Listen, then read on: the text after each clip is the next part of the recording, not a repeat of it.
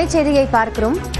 தாவேக தரப்பில் தேர்தல் அறிக்கை தயாரிக்க 12 பேர் கொண்ட குழுவை அமைத்து தலைவர் விஜய் அறிவிப்பு வெளியிட்டிருக்கிறார். கூடுதல் விவரங்களோடு செய்தியாளர் செந்தில் ராஜா இணைந்திருக்கிறார். அவரிடம் பேசலாம். செந்தில், இப்போ இந்த 12 பேர் கொண்ட குழு அமைக்கப்பட்டிருக்கிறது. யார் யாரெல்லாம் இதில் இடம்பெறுவார்கள்? என்ன அடிப்படையில் இது தயாரிக்கப்பட இருக்கிறது?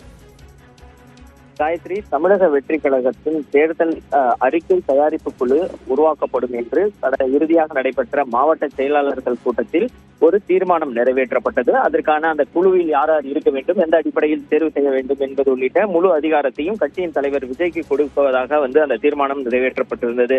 இந்த நிலையில் தான் தற்போது 12 பேர் கொண்ட அந்த குழுவை அறிவித்திருக்கிறார் விஜய். அந்த குழுவில் அருண்ராஜ், பிரபாகர், ராஜ்மோகன், மயூரி, சம்பத்குமார், அருள் பிரகாசம், பரணி பாலாஜி, முகமது பர்வேஸ், டி.கே. பிரபு, கிறிஸ்டி பிருத்திவி, தேன்மொழி பிரசன்னா, வழக்கறிஞர் சத்யகுமார் ஆகிய 12 பேர் அந்த குழுவில் இருப்பதாக அவர் அறிவித்திருக்கிறார்.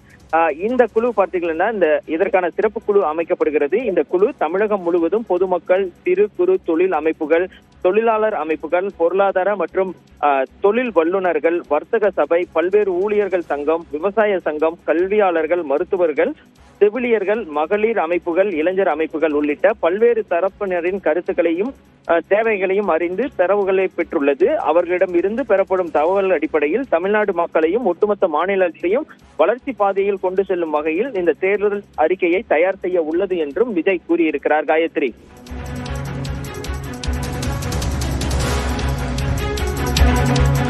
செந்தில், இப்போ இந்த குழுவில் இருக்கக்கூடிய அந்த அம்சங்கள், அதாவது எந்தெந்த டிபார்ட்மெண்ட் ஓரியன்டா இந்த கருத்து கேட்பு நடத்தப்பட இருக்கிறது அப்படிங்கறத குறிப்பிட்டீங்க. இதுக்காக இந்த குழு சுற்றுப்பயணம் மேற்கொள்றது அல்லது வேற எது மாதிரியான என்ன மாதிரியான ஸ்டெப் மூலமாக அந்த மக்களிடம் கொண்டு எடுத்து சென்று கேட்க இருக்கிறாங்க அந்த கருத்துக்களை?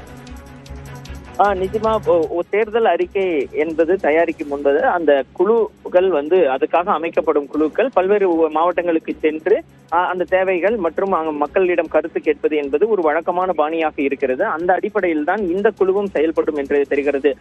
ஏனென்றால் இந்த 12 பேர் கொண்ட குழுவில் அந்த தற்போது ஓய்வு பெற்று கட்சியில் இணைந்த ஐஆர்எஸ் அருண்ராஜ் தலைமையாக இருக்கிறார். அவருடைய தலைமையில் தான் இந்த நன்றி செந்தில், விவரங்களை வழங்கியமைக்காக.